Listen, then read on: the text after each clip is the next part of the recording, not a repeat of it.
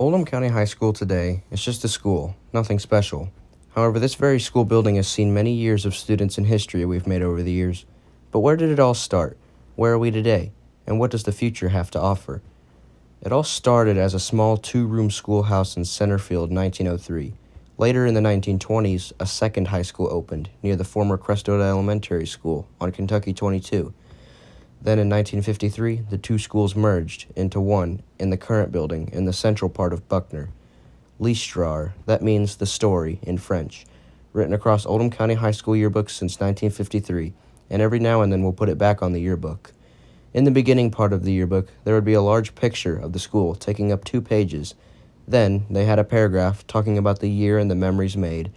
Then there would be a second paragraph on another page with the headline Moving Forward, and it would talk about the many years of students in history to come at OCHS. Then, at the end, they had all their sponsors with photos of the places that sponsored them. And these places could be as far as Prospect, and it really does take you back in time. So much was so different back then, and we often tend to forget about our past. And one thing we forgot about is the long-forgotten legacy, the Prather legacy at OCHS. The Prathers were a family in Oldham County living in poverty. They were farmers in the Great Depression and managed to survive.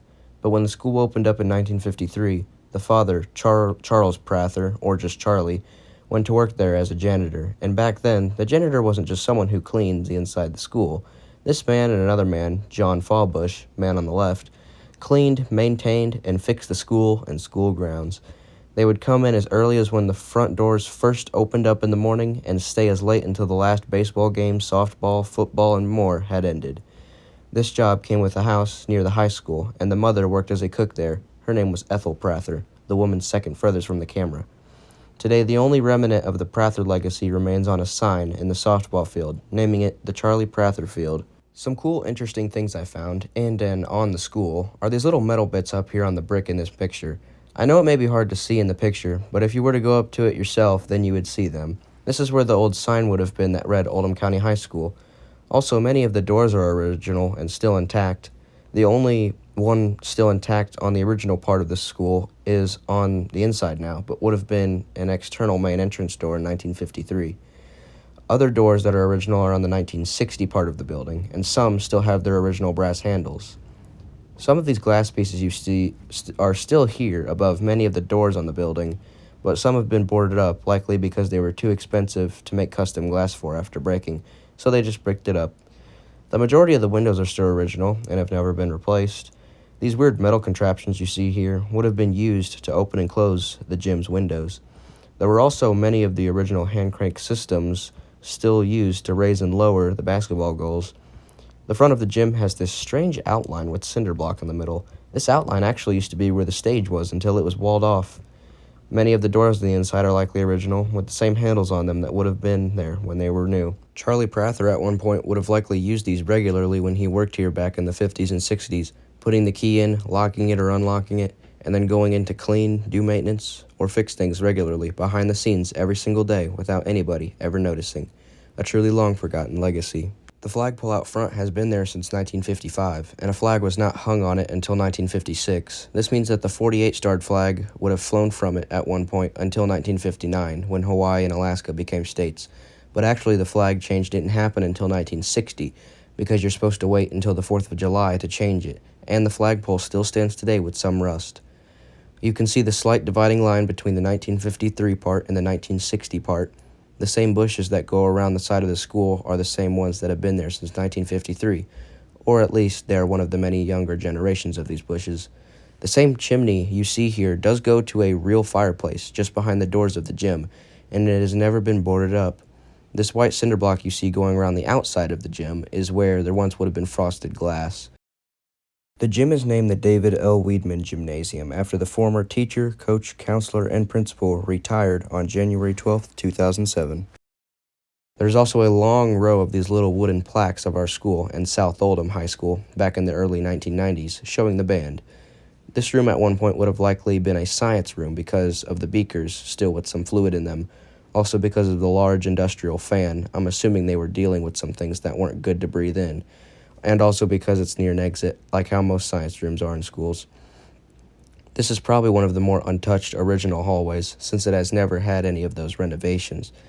In 1986, the OCHS girls basketball team won state champions and had a mural painted on the wall. At this time, David L. Weedman would have been their coach and principal. And finally, the most untouched, original, never renovated part of the school that is still in good shape, still being used, and not filled with storage has to be the gym. It is easily my favorite part of the school. Since this school was built during a time when civil rights was an issue, I don't think this documentary would be complete without mentioning the first black student to play basketball at OCHS, Billy Harris. In the beginning, yes, OCHS was a segregated school until I believe 1964. Even though Kentucky desegregated schools in 1957, the article I'm reading, written by a former 1960s student from OCHS during Billy's years, said that they desegregated in 1964. And if you look at the old yearbooks, then you will find no black students until 1964. In fact, not even John Fallbush was allowed to work there as a janitor alongside Charlie Prather until 1964, being a black man. What this means is that black students had to go to LaGrange Training School and then take a bus trip to the nearest all-black school until 1964. Here's an interview from Billy Harris. The person interviewing him was a former cheerleader at OCHS named Nancy Tice during Billy's years. I graduated from LaGrange Training School and then went on to Lincoln for high school. I didn't live there like some because we couldn't afford it. I took the bus that picked us up at LaGrange at 4:45 a.m., and then the bus picked up kids at Brownsboro and Pelea Valley, and then on to Shelby County. It was over a 100 miles round trip. I tried out for basketball at Lincoln my freshman year in 1961 and didn't make it. I had to hitchhike home every day after tryouts, while tryouts went on for 2 weeks. I got cut on the last cut every time. I did that for 2 years and still didn't make it. After that, I dropped out of high school at Lincoln. When they integrated schools, I went back to high school, this time at Oldham County High School, OCHS, because the school was just 3 miles away. I would have graduated in 1964, but since I dropped out, I didn't graduate until 1966. I joined the basketball team at OCHS in 1964. Ray Warmuth was the coach at OCHS, and Glenn Colley was the assistant. Coach Colley worked with me and taught me the basics of basketball, pick up and roll, that sort of thing. The team was a good team, and we won the 8th Region Championship. Bobby Jenkins, Pete Wright, Scott Waiters, and Jackie Schwann were on that team. We got knocked out by Hazard at state. When I first started playing, nobody would pass me the ball. My dad said, "Don't let that get to you. You've been used to that all your life." But I was frustrated. He said, "Your time will come." Then on parents' night, Bobby Jenkins got into foul trouble, and coach put me in. I got a bunch of points and 11 rebounds. My mother was standing up and cheering. I enjoyed it. The next day when I was in LaGrange, I would get free food, could walk in any place, and get free milkshakes, hamburgers, anything. Of course, at school, at first, some of the kids used the N-word, and there were stuff written on my locker, but someone always cleaned it off. I think Mr. Prather, who was the custodian, did it. The next year, 1964 to 1965, Shelby County had a great team. Mike Casey, Bill Busey, Joby Miller, Ron Ritter, good players. Bill Harris was the Shelby County coach. In the fall of 1965, Oldham and Shelby had a scrimmage, and I had Mike Casey down by 4 points. The coach at Shelby County looked into my records when I was at Lincoln and found that Lincoln never dropped me from their records as a student, even though I wasn't there in attendance. Harrell filed a complaint with the KHSAA and said I was ineligible to play basketball because the student roll book indicated that I had accumulated too many semesters in high school. Bob Heel and the athletic director at Oldham County and some attorneys made an appeal, but Shelby County won their case. I dropped off the team in 1964, but I still continued my education, and I graduated from OCHS in 1966. Shelby County won the region in 1965 and 1966, winning the state finals in 66. After I graduated, I went on into the Army to serve in Vietnam. I served 4 years. Mike Casey and I were good friends, and still are. When I was growing up, my role model was James Burmott from LaGrange and the Harlem Globetrotters, who I saw play at the Henry County High School. They didn't have organized leagues and teams, particularly for black kids. I still play basketball today in adult leagues. Sorry if I slaughtered any of the names there, But anyways, moving on. Now, when the school first opened up at this location, the only thing that was in the area was pasture, farm fields, the roads, the train tracks, the prison, and maybe a water tower depending on when it was placed there. In fact, when the school first opened up, steam trains would have still been running these lines, but only for a few years before they were retired in 1957. Not even the factory across the street was there yet, and it was built in 1956. And the prison would have been only 12 years old, being built in 1941. That's all you would have seen from the school then. No other buildings. And it's crazy to me that the same building from 1953 is still here, yet the area has changed so much. The building has also expanded a lot, with it starting out as a smaller version of what is now known as Buckner Alternative, and then it expanded in 1960. Then in the 70s, it expanded more. In 1987, Wing 87 was built as the English Hall, and then in 2006, for the last time, they added more in the middle. And here we are now, with the current main gym having been completed with its new cosmetics. The original part of the school, now known as Buckner Alternative, has not changed much on the outside, but on the inside, renovation and modernization attempts at making this a white-collar working space. You see, before 1990, this section was still being used as a part of the school for some classes, but in 1990, parts of the building were renovated and walls were put up over already existing walls in an attempt to remap the school into cubicles and offices for the Board of Education's administration building. I mean, just look at this hallway and how thin and narrow it is, and now look at it 50 years ago. It just looks like how a normal school hall should look, and that's why today the inside of the building is so wonky and weird. Oh, and drop ceiling was also added in, cutting the original height of the hallway. I mean, just look at how now it cuts the original glass pieces in half in this photo. At one point, these would have likely let in natural light, or just light from the classrooms they were facing. Then, in 1995, it became Buckner Alternative, or BAHS, and here we are today. In fact, only a small section of it is actually being used for Buckner Alternative, with the majority of it going towards storage. Also, the ag garage is now batting cages, and the classroom next to it is a weight room. All of this is for baseball. They call it their clubhouse, and they actually made it look pretty nice.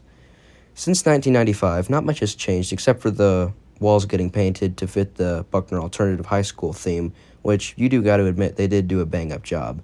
However, the foreseeable future isn't looking so good for the original Oldham County High School. Just a few months ago, they announced that they were going to bulldoze the original part of the school and build a new, very large gym, which will become the new main gym. And I have mixed feelings about it. On one hand, you could look at it on the positive side and say how this is progress and that this is what the school needs and that this is good. And you'd be right, I agree. But on the other negative hand, you could look at it how as they have failed to preserve their history and take care of it, letting it fall into disrepair and years of forced renovations to the point that it is beyond worth fixing and needs to be bulldozed. But even if, in all honesty, the building was in its excellent original condition and its history were preserved over the years, I still think it would be obsolete because it's just too small for what we need it for, and the land is perfect for new development to put things there that we actually need, especially moving forward. It's really in the school's best interest to put the money into something they need rather than something they don't. But I still do think that they should save all the old plaques and, other sentimental or historical things. Like, here's an idea. Take one or a couple of those yellow tiles off the wall of the old gym's entrance, because those are probably the only original exposed tiles that haven't been painted, and besides, they are a part of the original section of the school. And then etch something into them, like OCHS 1953, or the first principal here, the first superintendent, or Leastrar, etc. And then mount them on the wall of the main lobby, or frame them, before our home away from home is gone forever. I hope that I was able to bring back some light to our school's history, and I feel quite honored to be the last student to get to walk through the halls of a forgotten school's history. It's the end of an era for 70 years of memories and students that built the foundation that started this school. In conclusion, I would like to say that if at any time this yearbook brings back a memory of an otherwise forgotten past, I will feel that I have fulfilled my job as an editor. 1970 Leastrar Yearbook Staff.